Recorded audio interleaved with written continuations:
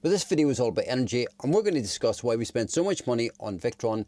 We're going to visit the company who helped design the specification for our truck.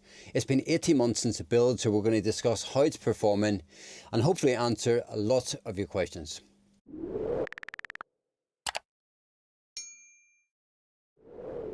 Just a quick recap on our system. We've got 600 amperes of lithium at 24 volts, 2045 watts of solar on the roof, an Orion for the DC to DC, a buck boost, a 110 autotransformer, a 5000 watt inverter, an MPPT, a number of links distributors, a Cerbo GX, a shunt, and I think that's it. And to put that into some kind of perspective, we need to power our induction hob, our television, our habitation air conditioning, the washing machine, the Starlink, the 230 ring main, and of course a 12 volt system. That includes the phones, USBs and devices, the toilet fan, the lighting, the piezo lighter for the gas igniter, the 2 diesel heater glow plugs, the 2 pumps, the 2 Scirocco fans, the fridge fans and the router.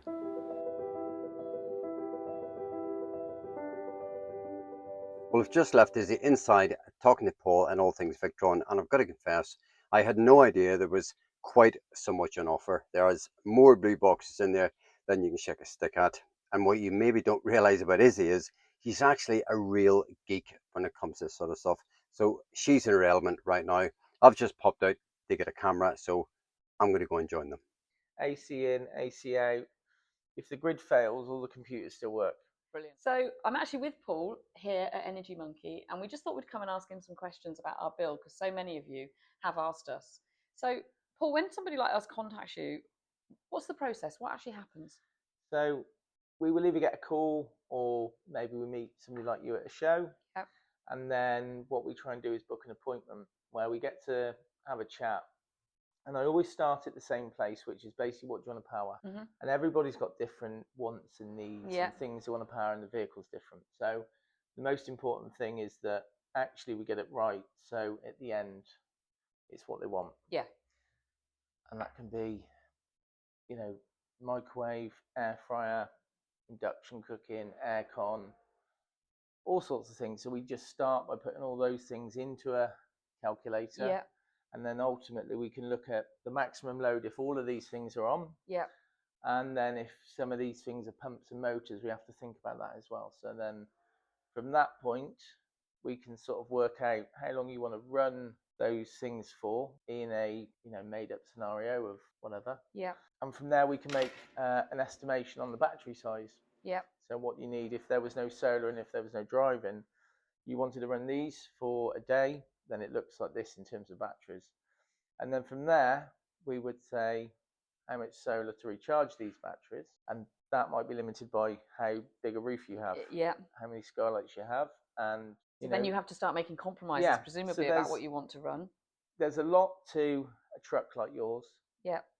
We always love getting involved in the trucks because they're super complex, but actually we try and make them simple. Yeah. So in our last truck we had a multi-plus, but you spec'd a Quattro for us. Yeah. Tell us, why did you do that? So when you said you were building this truck to go around the world, the first thing that I thought was, are you going to America where you might want to charge it? Yeah. And that's 120 volt. And I think you said, oh yeah, but we haven't really thought about that. Yeah. So I said, well, that's great, because if we use a Quattro, then actually we can have a 230 volt input, AC input 1, and then we can have the 120 on the AC input 2. Yeah. So 2 separate plugs on the outside of the truck. Behind one of those plugs is an autotransformer that boosts it to 230. Yeah. So the Quattro is perfect for that. Okay. And it's also got, my personal favourite is, it's all still 3 boards inside, two coils, so it can cope with quite high spikes, but also we can repair it. We can take that bit out and swap that bit and stuff like that. Okay. You also spec'd a buck boost for us, and although I think you explained it to us at the time, I've never ever been able to re-explain that. So can you explain that for the people watching? What does a buck boost do? So it was the original product that Victron was supplying, which is now, I think, moved towards more the Orions. The buck boost can take 24 volts in. So basically, as you're driving, it's taking power from the alternator, which an alternator is very up and down, and then it's kicking that out the other side. So to your lithium batteries, which is very controlled with voltage and current.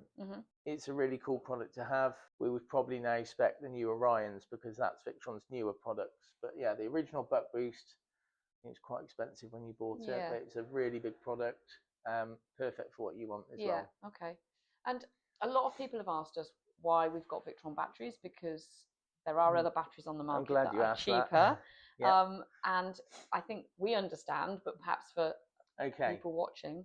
So we get contacted by lots of people. We spec lots of systems, and one of the things that we always get, or I always get asked, is, I want to buy these batteries, or I want to buy these batteries, which is, you know, nice because the price is nice. There's a promise of a long warranty usually.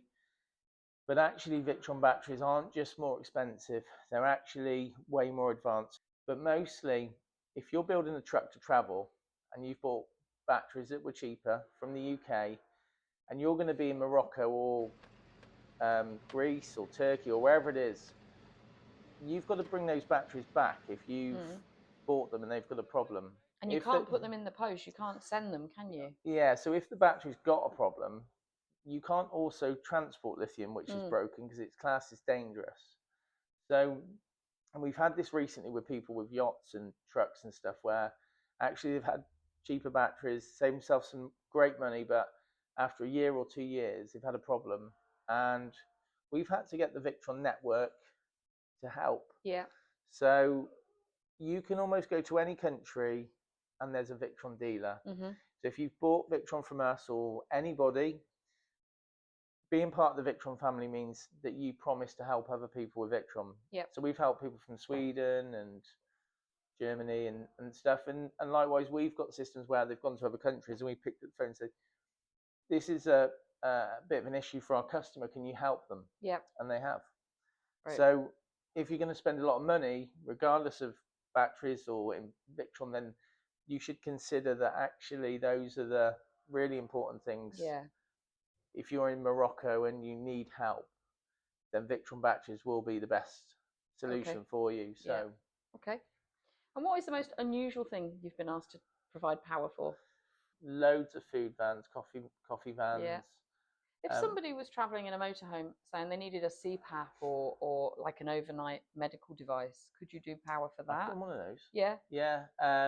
The sleep apnea machines. Yes. Yeah, so I've done one of those on a boat, actually. Yeah, and I've got one more question, and maybe you can resolve an argument that Phil and I have almost daily, which is, should you turn your inverter off at night? Yeah, so my view is you should, but it depends on the size of your system. Yeah. I mean, if you don't need it, why leave it on? Yeah, absolutely. That's my view. Phil wants to leave it on the whole time, but we're lucky enough to be able to do that because we've got an enormous system. And we also wanted a company and a system, I suppose, that could be monitored worldwide. So we knew that you could dial in from wherever you were and wherever we were and see what was going on with our batteries. Yeah. So your system's got Cerbo GX. Yeah. Connected to internet. Yeah. Starlink or Starlink, yeah. Okay, fine. That's quite popular. But it has been connected to a local SIM card previously. So, and this is from a business side.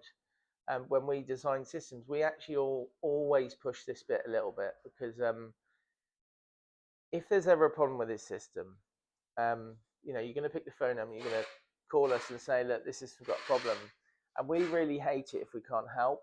So actually, even if you're in a different country, being able to connect to VRM to your truck from my desk here without having to jump in the van and come and find you is really important. Yeah.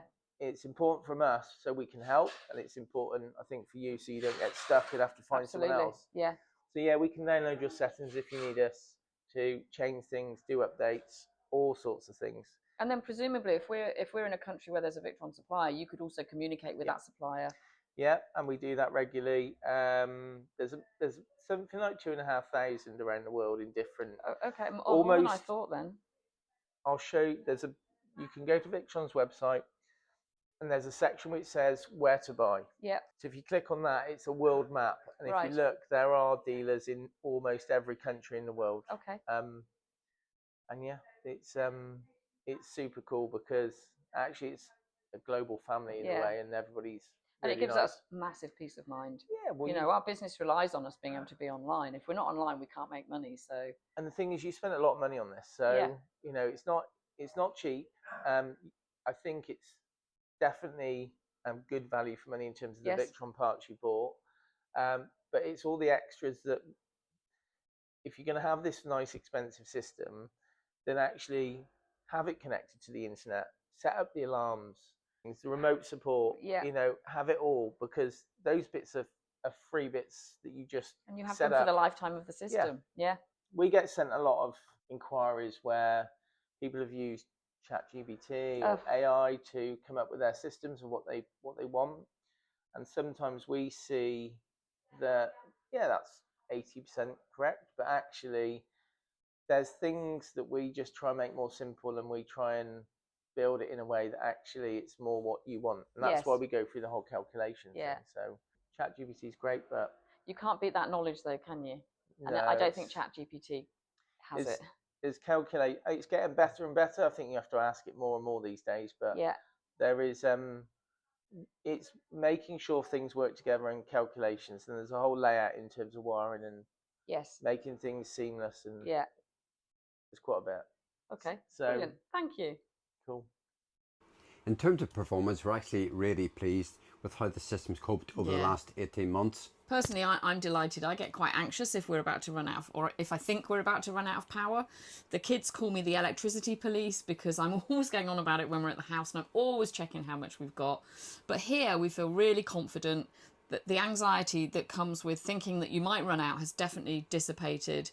I'm absolutely delighted, really. I don't worry about it at all anymore. But I think ultimately, one of the reasons why we spec such a big system, of course, it's by those extremes. So in the middle of winter, when you get snow on the roof, maybe for a week and you get nothing coming in, typically it's dark at 4 o'clock, the lights start to go on, you start to put on your heating. Even if it's diesel heating, of course, it still takes a draw. But equally in those summer months, again, we've been there, it's 40 degrees, you want the air conditioning on for very long periods. And thankfully our system can actually cope with that as well. So I think all in all, I won't be able to say we wouldn't do this and we wouldn't do that. I think the time that we spent sitting down with Paul, going through and speccing the system, we got that right. Yeah. And yeah, I would say to anybody, have a really good think about everything, absolutely everything that you need to power, and how long you want to be off grid for. I think just to close off from a review perspective, I think we love the Victron stuff anyway, and we would highly recommend Energy Monkey and Wilt's Auto Elect, who fitted our system as well. So thanks guys, you did a really good job. And with that, we just want to say thank you, hit the like button, and we will see you next time round. Take care. Bye for now. Bye.